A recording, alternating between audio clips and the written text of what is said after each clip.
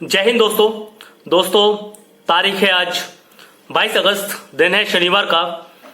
दोस्तों, जैसे हम सबको पता है कि पाकिस्तान के फाइनेंस मिनिस्टर इस समय चाइना गए हुए हैं और वहां भी अपनी बेइज्जती करा ली है। जैसे हम सबने देखा न्यूज में कि जो उनके फाइनेंस मिनिस्टर जब वहां चाइना के एयरपोर्ट पर लैंड हुए तो उनको रिसीव करने के लिए एक कांस्टेबल आया था उनकी आर्मी का। जी हां, उनकी आर्मी का कांस्टेबल था, वो हैंड कांस्टेबल बोल सकते हैं। यह सबसे बड़ी बेइज्जती है कि आपकी गवर्नमेंट का एक नंबर 2 आदमी जा रहा है और वहां पर आपको रिसीव करने के लिए कोई कांस्टेबल आता है। और उसके कुछ पाकिस्तानी एम्बेसी के जो चाइना में है उसके कुछ लोग थे बस। उनके आर्मी चीफ ने तो सऊदी अरब में अपनी बेइज्जती करा ली क्योंकि वहां उनसे किंग सलमान मिलने नहीं आए और यहां वापस बेइज्जती हो गई है इनकी। और पाकिस्तान की मीडिया बहुत खुश है। ये पहला देश है इस दुनिया में जो अपनी बेइज्जती करा के, अपने देश की बेइज्जती करा के खुश होता है। बहुत खुशी हमें भी हो रही है, बहुत अच्छी बात है। और पाकिस्तानी मीडिया में शोर मचा हुआ है कि अब पाकिस्तान तो मतलब सुपर पावर का दोस्त बन गया है। हम उस ब्लॉक में जा चुके हैं जहां पर चाइना है। चाइना का ब्लॉक अभी ब्लॉक बन चुका है चाइना, जिसमें चाइना है, ईरान है, टर्की है, सीरिया है, अजरबैजान है। मैंने कुछ डिटेल्स निकाली है, मैं आपको डिटेल्स बता रहा हूं ये ब्लॉक कैसा है, किस किस कंट्रियों के साथ क्या क्या है ब्लॉक। पहला है चाइना। ये चाइना के ब्लॉक में तो जा रहे हैं, लेकिन इनको एक बात पता है कि चाइना अपने वीकर मुस्लिम जो है वहां पर उनके साथ क्या हाल करता है। वहां बड़े बड़े डिटेंशन कैंप बनाए हुए हैं जहां 50-50 हजार लोगों को रखा गया है, मुस्लिम लोगों को। वहां पर 24 में से 20 घंटे उनकी ट्रेनिंग होती है। उनको मतलब सिखाया जाता है कि लिबरल कैसे बनना है, आपको कैसे जीना है समाज में जाके। आपको मतलब जो आपके धर्म में जो बातें बताई गई हैं वो आपको बात नहीं माननी, जो बात हम बताएंगे वो आपको माननी है। उनको 10-10, 15-15 साल उन डिटेंशन कैंपों में रखा जाता है। कई को तो 20-20 साल तक रखा जाता है। उनको दिन रात यही ट्रेनिंग दी जाती है उनके। ये चाइना के साथ है, इस ग्रुप में है। और जहां तक मुझे मालूम पड़ा है डिटेंशन कैंप में क्यों रखते हैं मुस्लिम्स को वहां पर, वीगर मुस्लिम्स को, क्योंकि ये नहीं चाहते जो मुस्लिम कंट्रियों के जो हाल हैं आज, जो इराक, सीरिया, अफगानिस्तान, इनके जो हाल हैं इस समय, ऐसे हाल चाइना के ना हो जाए, क्योंकि सोच तो वही रहेगी ना। तो ये वो सोच को मिटा देना चाहते हैं वीगर मुस्लिम्स की।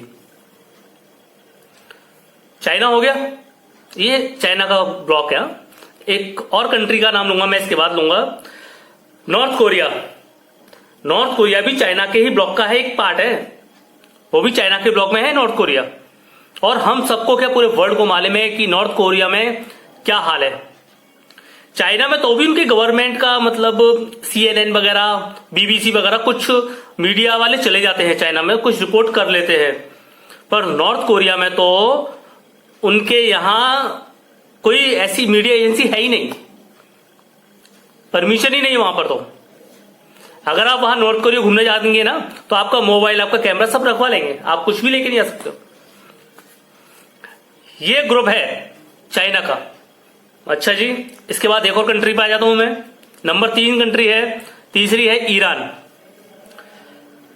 ईरान एक ऐसी कंट्री है जहां पर पिछले 50-60 साल से एक ही सरकार है।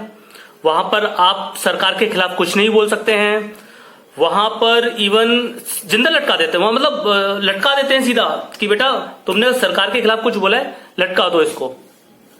अभी मैंने रिसेंटली 2-3 महीने पहले एक न्यूज पढ़ी थी। एक लेडी है, रिपोर्टर है, उन्होंने कुछ गवर्नमेंट के बारे में, ईरानियन गवर्नमेंट के बारे में कुछ बोल दिया था। 40 साल की सजा दी है उनको, 40 साल की सजा। ये चाइना का ब्लॉक है। अब एक और कंट्री आ जाते हैं इनके ग्रुप ब्लॉक की, टर्की। टर्की को बहुत मानते हैं पाकिस्तानी, अपने आप को टर्किश बोलते हैं। पहले अरबी बोलते थे कि हम अरब के हैं, क्योंकि अरब पहले इनको पैसा देता था। अब जब से अर्तुगरुल करके कोई तो इनका सीरियल आया है, तब से ये हो गए हैं टर्किश। ये मानते हैं अपने आप को टर्की, कि हम तो टर्की की वंशज हैं। टर्की की खुद की सेना सीरिया में लड़ रही है, इजिप्ट में लड़ रही है। आप देख रहे हैं ना ब्लॉक, कैसा ब्लॉक है इनका, किस तरह की कंट्री है इनके ब्लॉक में। ये बोल रहे हैं ना, खुश हो रहे हैं कि हम चाइना के ब्लॉक में आ चुके हैं।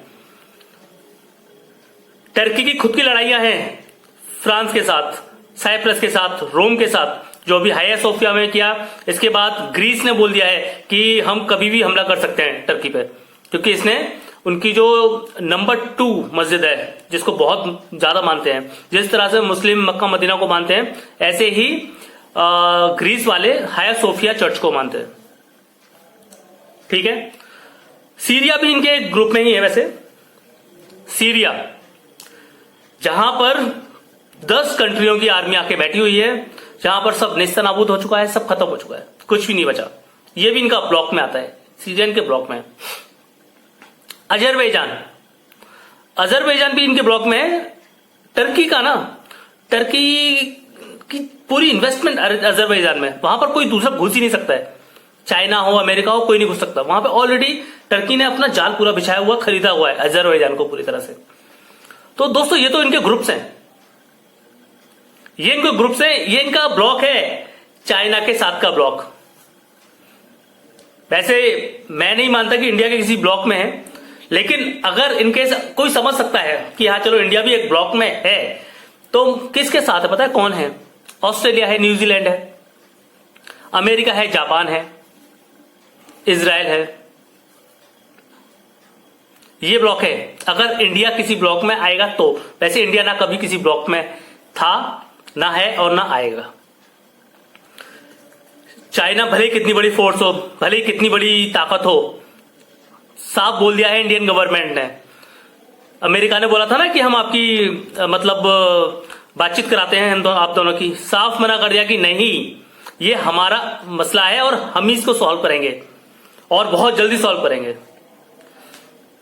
भले आज चाइना लद्दाख में आके बैठा हो, भले हमारे राफेल वहां पे जाके तैनात हो चुके हैं, उनके भी J-20 तैनात हो चुके हैं, लेकिन ये मसला इंडिया ही हल करेगा।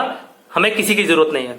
इंडिया इतना कैपेबल है, हमें इतना भरोसा है अपने सैनिकों पर, अपनी आर्मी पर, अपनी गवर्नमेंट पर हमें इतना भरोसा है कि हम चाइना को बाहर निकाल के फेंकेंगे। ये तो ग्रुप है पाकिस्तान के, तो आप खुद समझ सकते हैं कि किस ग्रुप में जा चुका है, किस ब्लॉक में जा चुका है पाकिस्तान, और क्या होने वाला है पाकिस्तान का आगे जाके। चाइना क्या बोलने वाला है पता है? जो चाइना गए इनके शाह महमूद शाह कुरैशी, फाइनेंस मिनिस्टर जो गए चाइना, चाइना क्या बोलेगा? चाइना पहले भी बोल चुका है। चाइना ने पहले भी इनको सजेशन दिया था कि भूल जाओ कश्मीर, कम से कम 10 साल के लिए अपनी इकोनॉमी को संभाल लो पहले। फिर से ये बोलेगा। चाइना क्या बोलेगा कि आज भले ही लद्दाख में है, चाइना की आर्मी आके बैठी है, गलवान वैली पे आके बैठी है, लेकिन आज भी बिजनेस चल रहा है, आप भी चालू करो उनसे बिजनेस। चाइना यही सजेशन देगा ना, और क्या देगा। और सबसे बड़ी बात तो देखिए ना, ये गए हैं सीपैक की बढ़ोतरी के लिए, सीपैक के लिए और मतलब क्या कदम उठाए जा सकते हैं सीपैक में, और मतलब एडिशनल क्या कर सकते हैं। लेकिन सीपैक के जो अथॉरिटी इंचार्ज हैं, कोई तो वो भी मिस्टर बाजवा है, आर्मी रिटायर्ड, वो साथ में गए नहीं इनके, ये अकेले चले गए। मतलब एक सोचने वाली बात है कि आप जिस अथॉरिटी से रिलेटेड आप कहीं जा रहे हैं और आप उस बंदे को ही लेके नहीं जा रहे जो उसका हेड है, जिसको मालूम है सब बात, डिटेल्स उसको पता है, आप उसको ही लेके नहीं जा रहे। चाइना समझ चुका है कि उन्होंने बंदर के हाथ में नारियल दे दिया है। पाकिस्तान एक बंदर है और सीपैक एक नारियल है। अब ये उसके साथ खेल रहे हैं, उछाल रहे हैं इधर उधर, सब अपने अपने पैसे कमा रहे हैं।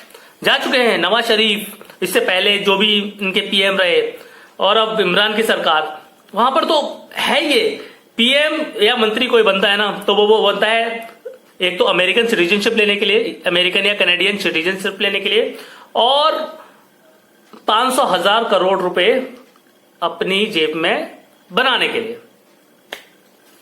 चाइना भी फंस चुका है, एक्चुअली चाइना भी फंस चुका है। ये पाकिस्तान के लोग बोलते हैं, अंदर के बड़े बड़े जो समझदार लोग हैं ना, वो यही बोलते हैं कि चाइना फंस चुका है सीपैक देके हमें। वो बोलता है कहां फंस गया मैं, इनके चक्कर में है। इनने तो बेड़ा गर्क कर दिया हमारा। इससे अच्छा तो मैं कहीं अफ्रीकी कंट्री में जाकर पैसा लगा देता, कम से कम वहां मेरा काम तो हो जाता अब तक। बाय द वे दोस्तों, मेरा वीडियो पसंद आए तो लाइक कीजिएगा, मेरा चैनल सब्सक्राइब कीजिए। मैं आपको और भी इससे अच्छे अच्छे वीडियोस बना के दूंगा और अच्छी डिटेल्स दूंगा, लेटेस्ट अपडेट दूंगा आपको। जय हिंद।